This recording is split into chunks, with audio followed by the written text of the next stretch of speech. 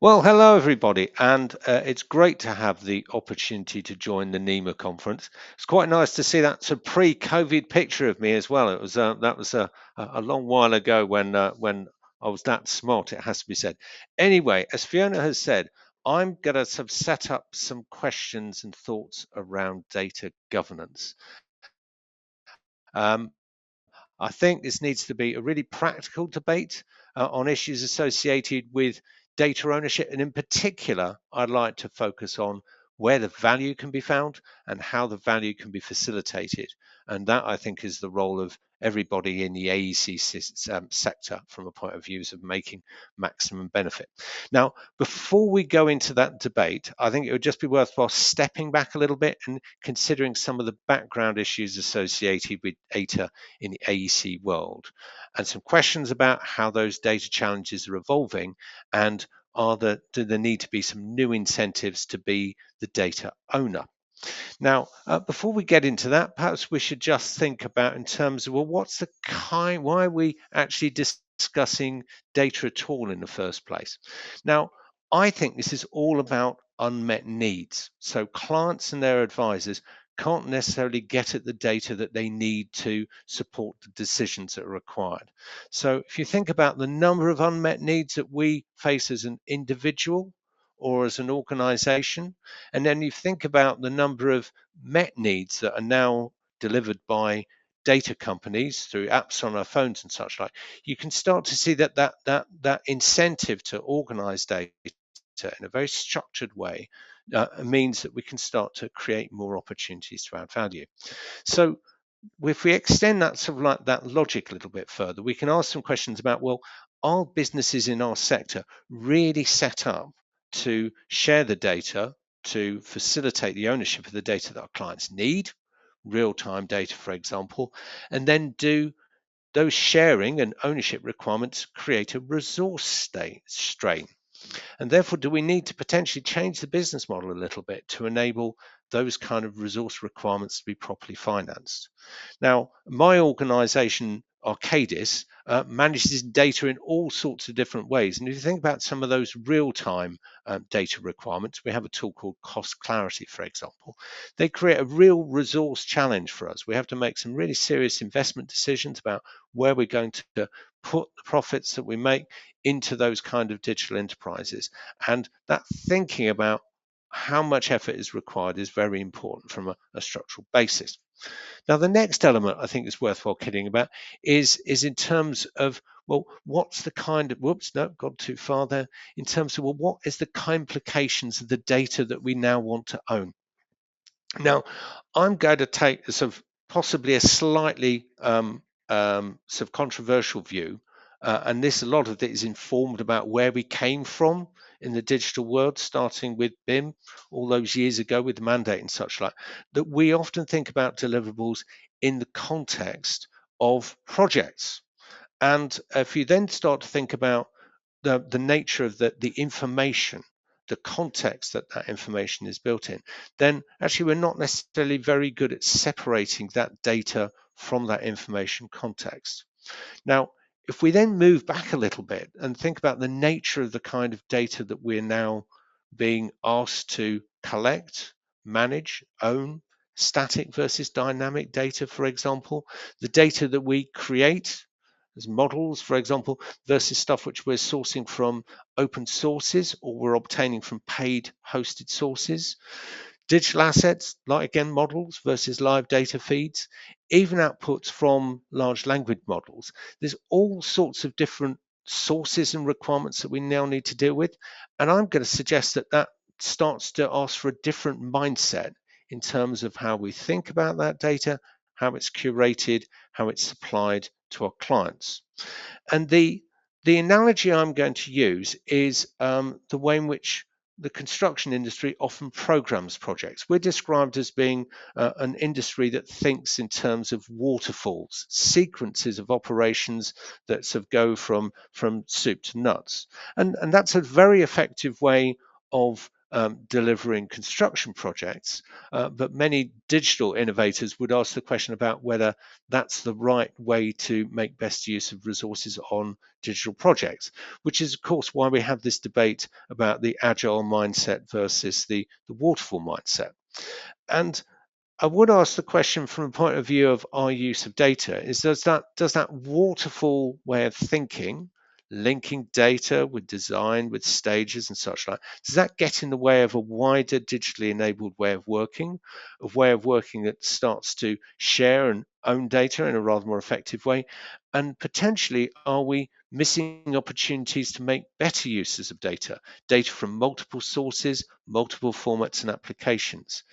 And I'm going to suggest that if we were a digital first industry, and I don't mean that pejoratively, because we clearly do have very, very advanced digital tools, but we're not necessarily digital through from start to finish, would we think differently?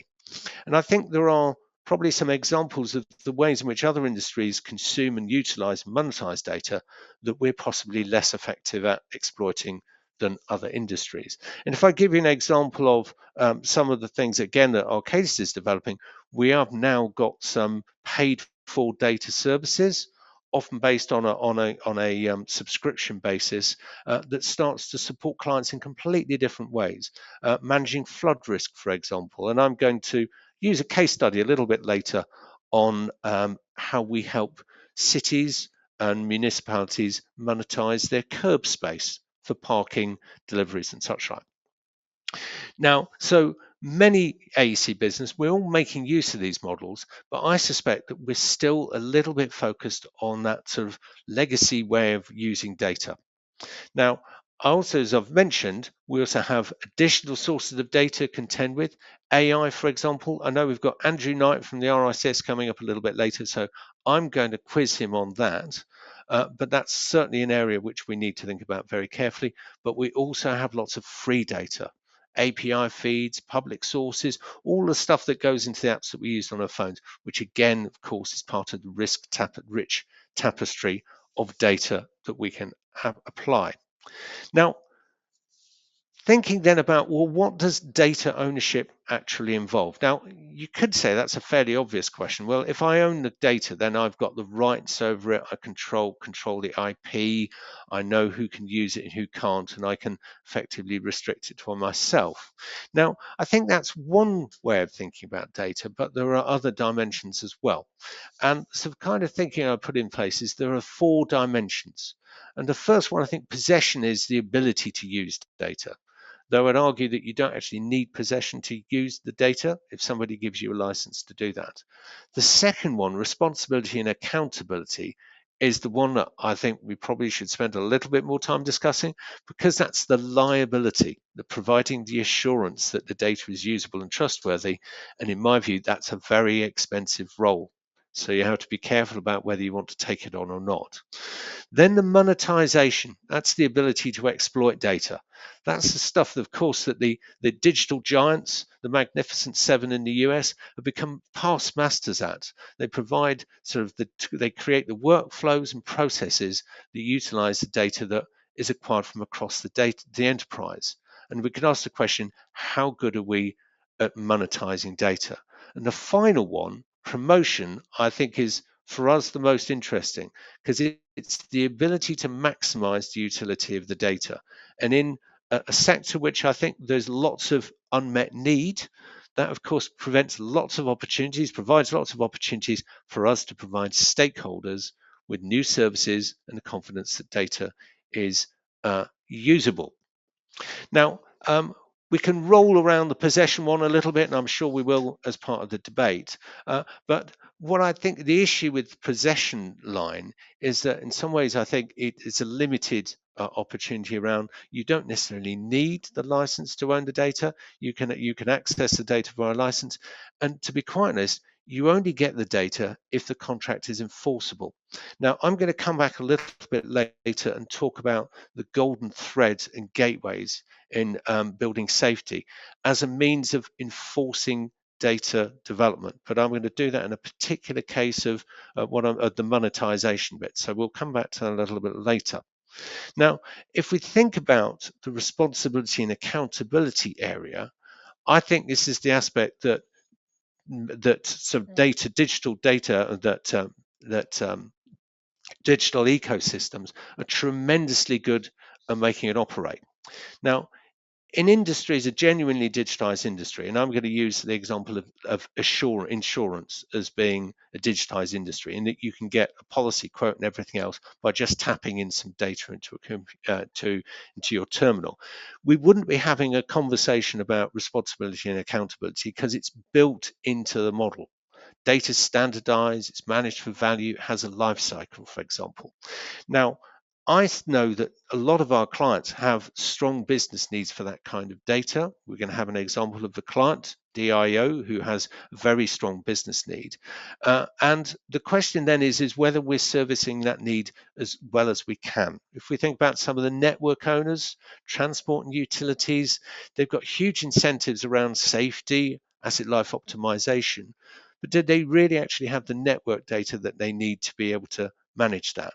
Or are they having to resource it because effectively they've not been able to incentivize it going forward? Now, I think that means that, well, pardon me, just a minute. So I think if we look at simpler clients, people with smaller data sets, maybe as a portfolio of buildings that aren't sort of linked together, then actually they might well be interested in certain aspects of data ownership, but there's not enough need, there's not enough sort of requirement and potential monetization to drive that through. And going back to that point around responsibility and accountability, I think the issue of data ownership involving significant cost is one of the areas that we need to have greatest discussion about, so that we can make sure that we can sort of build these kind of applications into the services that we offer. So that question is, should we be discussing some of those cost issues a little bit more?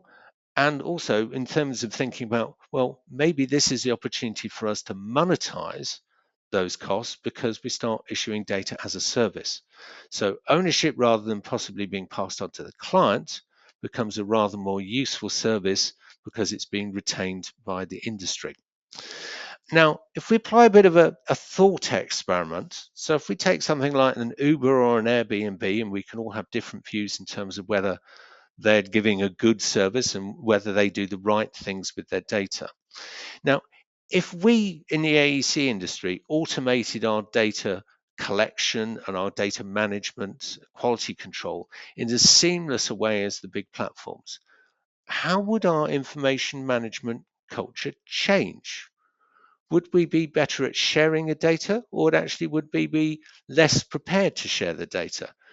Would we have more data because we were more incentivized to collect that data?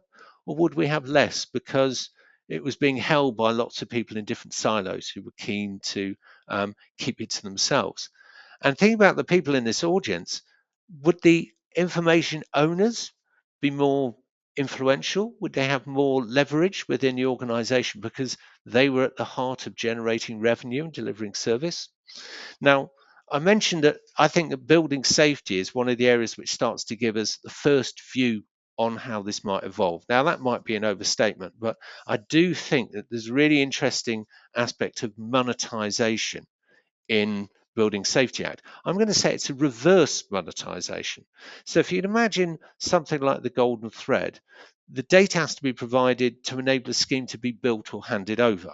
So the data isn't actually part of the service that the client's really interested in, but unless they provide it, they won't be able to secure their value from their building.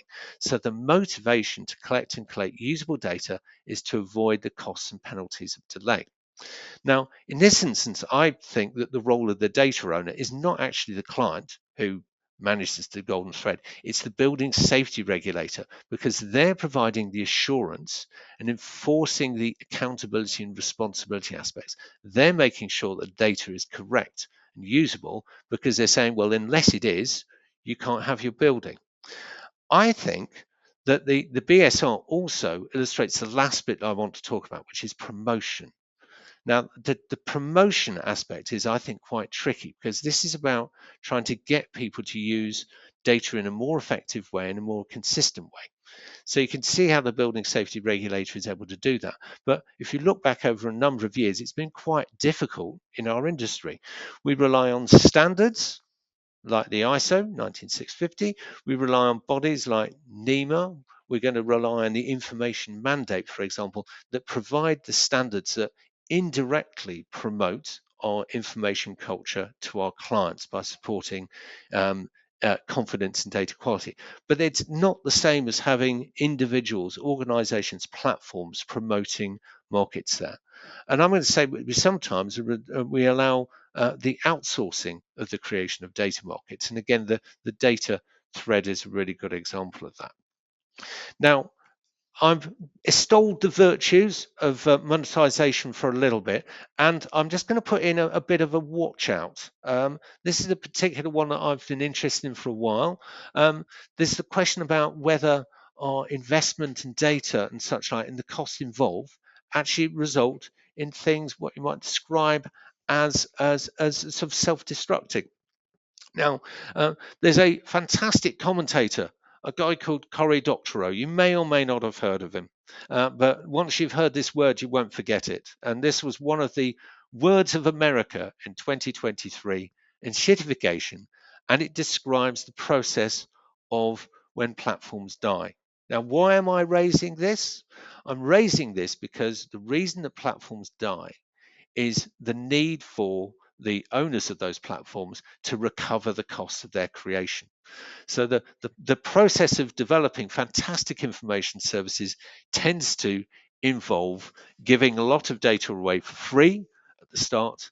And then, of course, as you progressively need to recover that money to pay for the investment, you get a little bit greedier and greedier. And that, of course, is the story of the Magnificent Seven.